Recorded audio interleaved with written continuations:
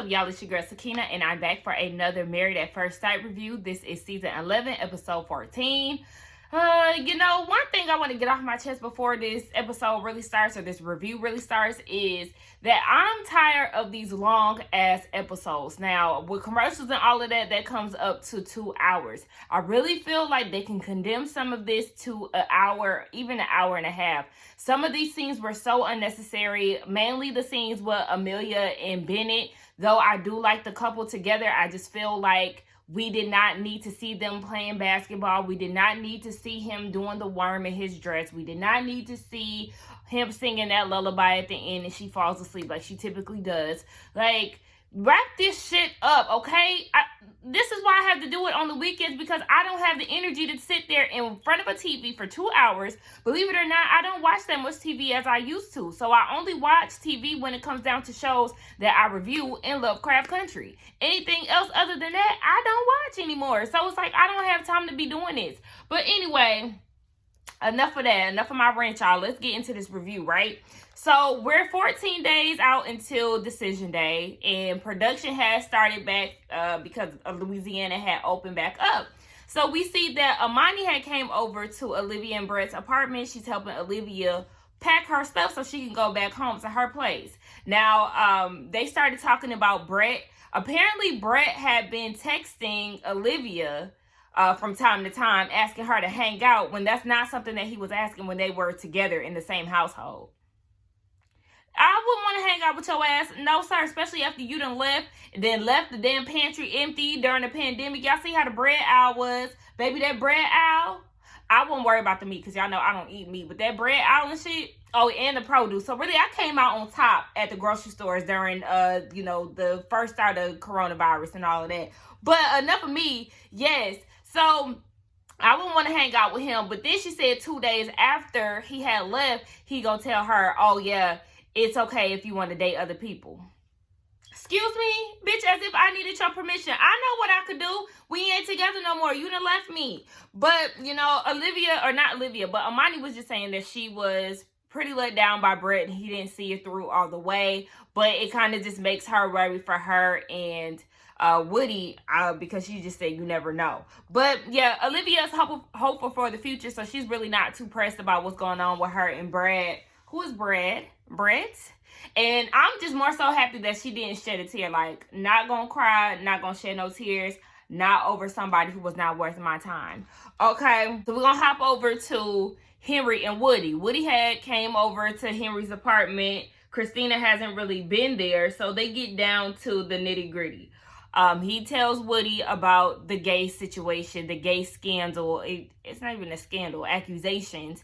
And Woody is looking like, bro, what? Wait a minute. I was not prepared for that. Henry like, yep, that's what's going down. Let me tell you, first of all, I'm not gay, but I just feel like she was saying these things to kind of get her back off the wall and kind of shift the focus on me because I blasted her and told her about her dishonesty. So Woody is just like, baby, I could not see this happening for me and my wife. That he actually said that would never happen. And one thing I need Woody to understand or to get through his head is using the word never can quickly turn against you, okay? Where you think that you and Amani could never be, could be very much so where y'all end up. So don't use the word never. Just say, I can't imagine me and Amani being in that situation. But yeah, Henry was saying that all the red flags that he had seen early on and then what led up to this big boom of her accusing him as being gay is what just leads to a climax in their relationship. And everybody knows what a climax is, the end, okay? But wait. Lifetime did that good old flashback, okay? And we seen that Christina came out of her mouth and admitting to being a flamboyant liar, a part of the dramatics and shit. So you admitted a week ago, that's what the flashback said, that you are a flamboyant liar, or that you used to be. If you used to be, I feel like that's still in you. Really, I can't stand liars. Liars do something to me. I feel like, why are you making up elaborate stories or just lying over little shit when it's not necessary? I can't fuck with liars for real. But that was just alarming to me. Like, you're flamboyant. You're just a colorful liar, meaning that you would just say whatever the hell just for the hell of it. And that's a problem. That's definitely a red flag. To me, that's giving more insight as to why Henry just could never really click with her, because he sees all of these red signs or red flags, and he just could not find the interest in her or the likability, because she has all these flaws with her. And don't get me wrong, because Henry does have flaws too, but she has these flaws that he just cannot get past. We just gonna hop right into them, right? So Christina's at the house and she's packing. She's saying that she doesn't believe that Henry is gay and that she did say it out of anger. Again, further proving that you're just a liar and just be saying shit. In Henry's eyes, he feels like that's just her way of kind of believing that he isn't attracted to her. To be honest, y'all, I've done that before. My first boyfriend, after a while, you know, he just was not trying to get it in with me anymore. And I was just like, excuse me? Like, what's going on? So then, like, to get over him, I literally convinced myself that he was gay. And the only reason why I did that was because so many people had asked me that while we were together, like, is he gay? Is he gay? Like, so I was just like, oh, well, he gotta be gay because he ain't even trying to get none from me. So, baby, I guess the word on the street is true. But anyway, y'all don't come for me. But Henry did say that he was asking for the text and he still has not received them. They miraculously have disappeared, and that's because she's a liar. So then they get down to the retreat, right? And Christina is doing all of this extra, trying to pick out the cabins. For some reason, I don't know why, I just naturally assumed that they were going to be assigned particular cabins. But they got the option to go through and pick out which one they wanted. She's being extra. You know how she is with the whole feng shui and all of this shit. Honey, look. It's always the ones who ain't got shit who always want to do the most. Like, honey, you're homeless. Just pick one. Be grateful that you got this opportunity and move the fuck along.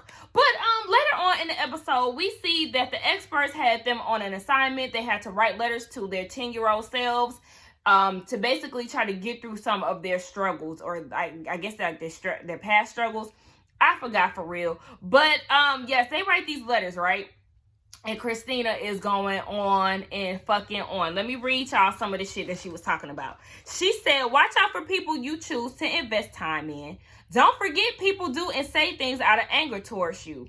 Try not to take things personally. It's okay to speak up. And then she starts crying and goes further on about this letter. Now, as she's crying, Henry is looking like, this bitch, like, what? Why is she doing all of this? And y'all, when I tell y'all, this episode was funny to me. My mom said the same thing. Like, I was cracking up through some of these scenes because it was just like, what? Especially the ones where Christina was crying. Because, girl, what?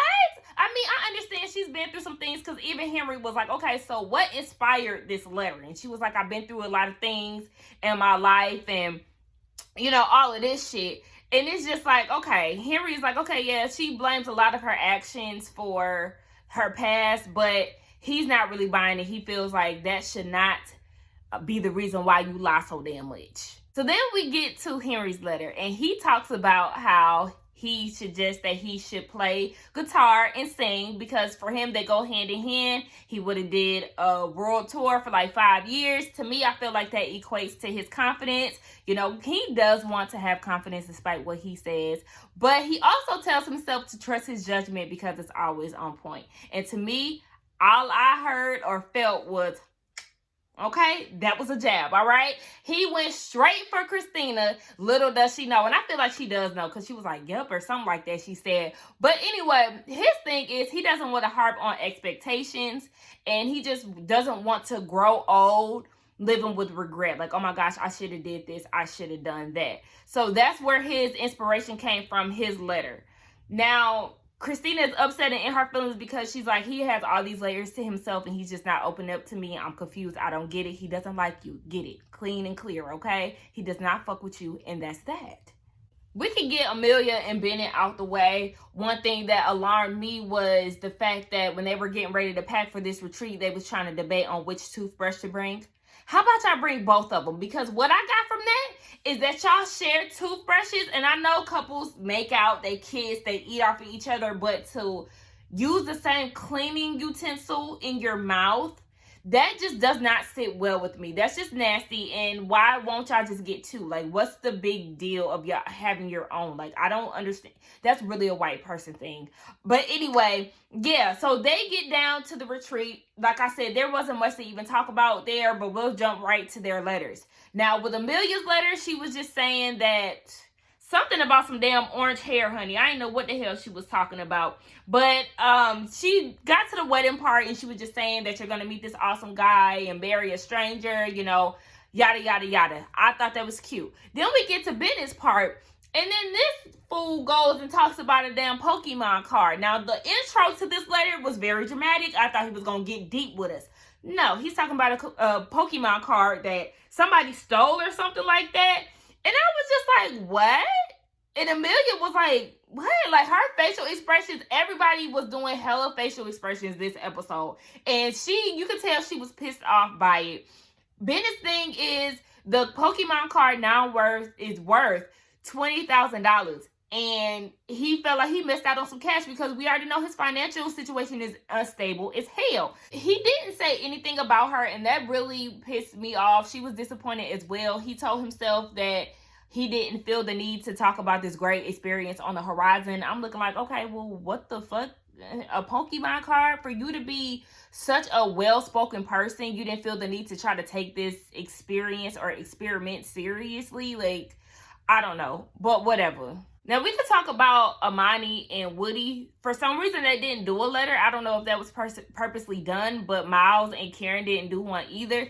But they were in their cabin. They were playing dominoes, and they were just more so talking about how it is seeing everybody together. And Amani feels like, they both feel like they're pretty lucky to have each other because, you know, all the couples pretty much have all of these issues or have some type of thing that's in the way of them really connecting fully. I think with the exception of Amelia and Bennett, but the move is definitely something dramatic that they have to deal with. So they're grateful. They feel like they're lucky. Amani said that she doesn't know how she would go through this if, you know, they really didn't get along. So then Woody was like, okay, well, what would it take for you to say no on decision day? And her thing is you coming out of character, you switching up your whole style, and me not really recognizing you, basically. Another thing for her would be broken trust, you know, if he's done something that made him untrustworthy, and that would definitely be a deal breaker for me. But remember, Amani did say that was the reason why she was so hesitant on saying that she loved him in the first place. Now, Woody's thing is if you go back to being hesitant and kind of resisting, going back to like a 50-50 style, like, you know, do I like him, do I not? Like that uncertainty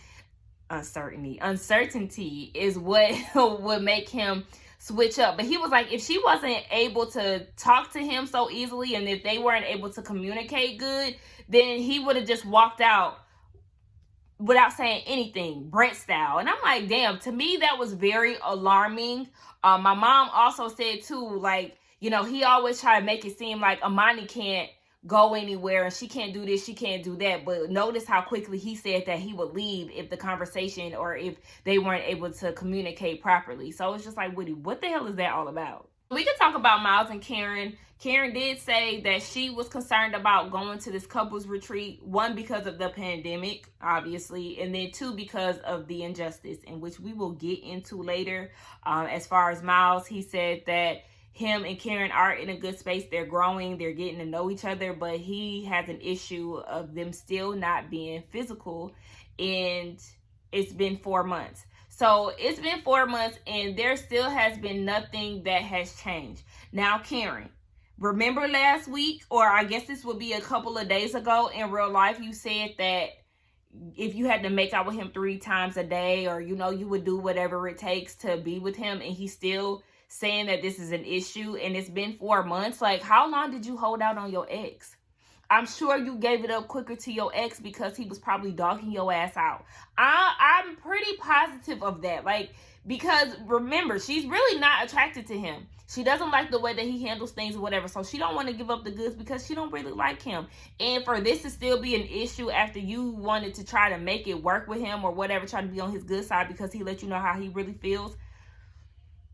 Like I said, I'm tired of going in on her every week, and I'm being pretty calm about it today. So pat on my back. They have a conversation later on in the episode. Karen did say that she was nervous about decision day, even though they are in a genuine space. I'm like, girl, I don't give a fuck. I still want him to leave you. Now, we can fast forward on later into the episode. Miles had a conversation with Woody to really get the real rundown of what's going on with him and Karen. You know, they talk about the lack of intimacy. That's definitely a problem for him. Woody is looking like, wait, what's going on? Is there a timeline that's supposed to be set up? No, there's no timeline. So you put him in this space for y'all to let go of the intimacy thing. Technically, this whole process is over and done with in real time, but the fact that it had been pushed out because of the pandemic is what is making y'all still be on this show. So even past decision day, you still haven't done anything. Like, you don't hug him, you don't kiss him, any of that unless he initiates it. Woody is looking like, what the hell? Like, okay, there's no end in sight.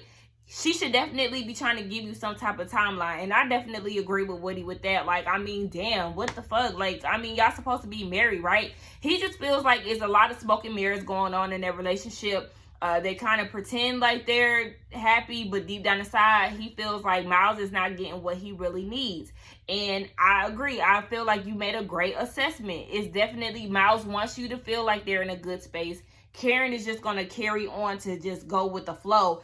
But in our reality, yeah, she don't like him and he's struggling and not really being too vocal about it up until now. Miles said, like, I mean, he wants to feel wanted in a relationship. And then that's when they start talking about actually having sex. And Woody did say that me and Amani wanted to test the waters before we actually decided to do this thing forever. And I can't be mad at that because, I mean, look, I'm a Pisces. We're very much so lovers. We're the best lovers that any sign could have, to be honest. If you don't know, Google it. But anyway, yes, I feel like I have to connect with you on a sexual level too. So would I just hurry up and have sex with you to try that out? No, because I'm not that type of girl, honey. You gotta win me over before you can get this. But yes, I definitely will want to have sex with my partner before we get married because listen, bitch. But yes, to me, I just feel like Miles is definitely in the friend zone, whether he like it or not, because he is going at the pace that Karen wants. It's all about her. She ain't kissing you. She ain't hugging you. Peep the signs and just take it for what it is. So now we can talk about the times that everybody got together. Their first get together was when everybody got to the retreat. So they were making dinner. Baby, let me tell you, they was throwing down all the meals or side dishes, entrees that everybody was making. I was like, oh my gosh, this looks so good. And everybody did compliment Karen on her salmon. But yes, they drinking and all of that. You know, once you start drinking, some of the truth start coming out and you get a little loose. But they did have a conversation about Olivia and Brett. And what stuck out to me was that Christina said that she feels bad for Olivia. And, you know, she's dealt with fuck boys in the past, so she knows about the red flags. She's always been questioning Brett's intentions since day one, which she was spot on about. And then she was just like, you know, I just feel so bad for her, and then I just feel like she was cheated out of this situation, and, you know, we're all here eating fish. I feel like, you know, she was cheated out of that. What? Like, bitch, she can eat fish wherever the hell she want. Apparently, Olivia is well-traveled. Girl, she don't want to sit there at the retreat with y'all eating Karen salmon. She been there, done that, honey. Like, chill out. This shit was so funny because everybody was looking like, is this bitch crying? Like, what? And then Woody in his confessional was like, okay, there are two people that seen that it wasn't going to work out. They left. Like, what the fuck are you talking about? And I'm like, okay, that part. Can you calm down? So then Miles starts up a conversation, and before he could get the question out, Bennett interrupts and was like, hey, announcement, public service announcement. I want all of y'all to know that me and Amelia had sex. And everybody just started laughing like, whoa, okay, like, shout out to y'all. But Miles was like, that's not the direction that we were going with this, okay? So then Miles asked the question, how does it feel to be away from home, and what are you looking forward to during this time? Now, people gave their responses, but one thing that I do want to talk about is how spot on and real Miles was in this scene. Miles said that, you know, there's definitely been a lot of killings and injustice going on in the streets. You know, we know about the whole George Floyd, Breonna Taylor, you know, all of y'all, I get worked up thinking about this stuff, but all of the injustice that's going on in America right now, and especially during this time, it's just a lot on us. So they were talking about that, the killing of Black people, and Miles just let them know straight up, like, I did not have the energy to come here. Now remember, we all know that he suffers from depression. He was like, I didn't have the energy to do this, but I'm here. And he just feels like, as Black people, we put on this face every day, this brave face, as if there's nothing going on, and really, like, we're fucked up about this. And he was just preaching to the choir, because we all know, like, through this whole pandemic and through all of this shit that has been going on with the police killing us, it's just like, we're the same people who have to go to work. And we have to be confronted by these white people every day. We have to assist these white people. And it's just like, all white people are not bad. However, it's just hard for us to kind of separate the two when they don't look at us. Like, a lot of us, they think a lot of us are criminals and all of that. So it's just like, the same way that y'all view us, we have a hard time seeing it in a different view when all that we see is y'all attacking us and coming after us. You know what I'm saying? But he just said it so beautifully. And I had an issue with, and me and my friend talked about this too, I had an issue with Amani and Woody not saying anything. I also had a problem with Christina being the only one to talk about it. Nobody else chimed in. Nobody else, or at least that's what they edited to seem.